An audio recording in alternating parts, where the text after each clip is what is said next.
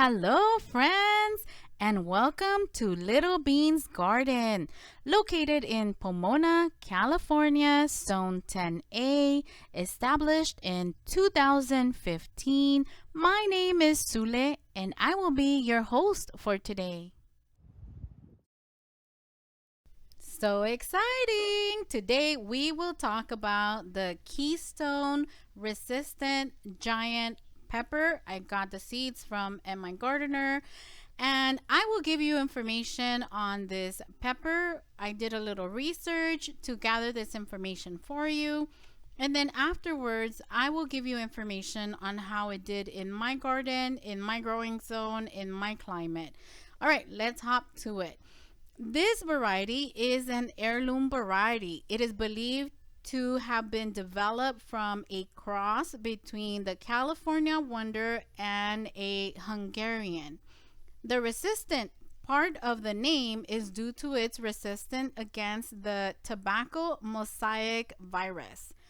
Ideal growing temperatures are between 65 and 80 degrees. That is to keep the plant happy and producing.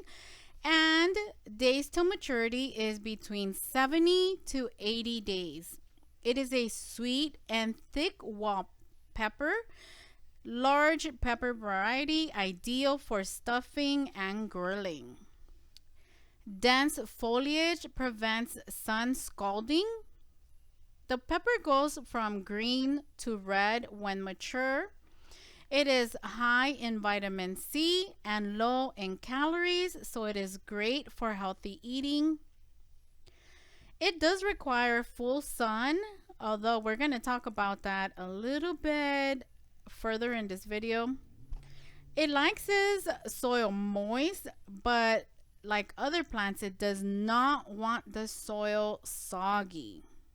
Mulching is recommended because you can maintain that soil moist with the mulch.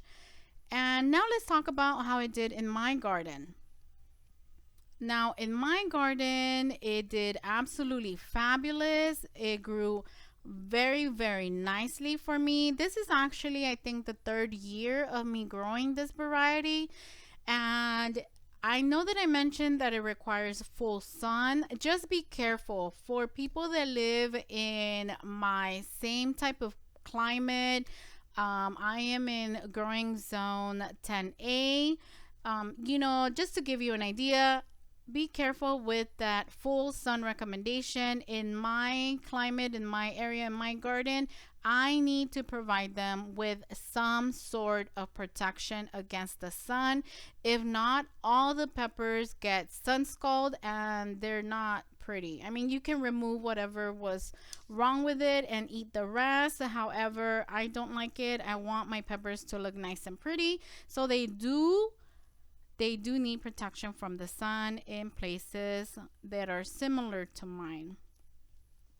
I know it said that for maturity, it does take 70 to 80 days. Keep in mind that's not from seed to the first harvest of the pepper. That is from the time that you plant it in the ground, so as a seedling. For me, from seed to harvest, it has gone up to 100 days. Just keep that in mind. The 70 to 80 days until maturity on the packet and on the internet is from when you transplant it in the ground to that first harvest. But from seed to the first harvest in my garden has been up to 100 days. I know that I said that it is a thick wall type of pepper and it is ideal for stuffing, and I find that to be absolutely true. I have grown the California Wonder, and although I live in California and it is a California variety, it has not done so great for me. This variety has, and that's why I have stuck with it, because it grows very strong.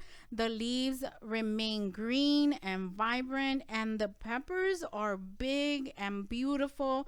And when I do use them, I use them in rice. I use them in my scrambled eggs for like omelets. I use them in soups. I also use them in salads. They're just so versatile. And I have grilled them as well, and they are so delicious.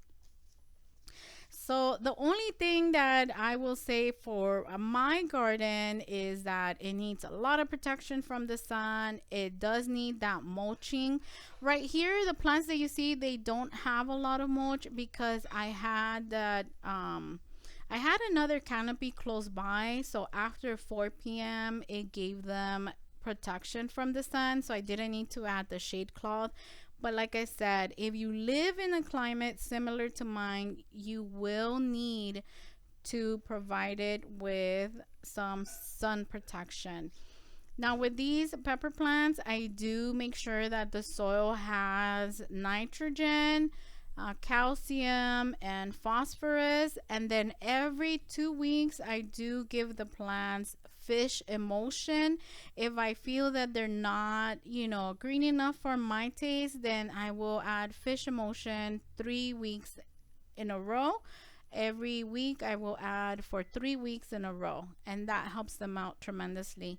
With the variety, I have never had any pest issues or any deficiency of the soil or anything like that. The only issue that I had the first 2 years of growing it was the sun scalding, and that's why, again, I'm gonna sound like a broken record, but if you live in a climate similar to mine, sun protection is important, mulching is important, and other than that, your regular stuff that you need for your soil, I add, again, phosphorus, calcium, and a little bit of nitrogen, just very little. I go heavy on the phosphorus and calcium and the fish emulsion. Well, guys, that's it from Little Bean's Garden. If you like this video, please consider subscribing, hitting the like button, and sharing this video with your friends. We'll see you on the next one. Take care.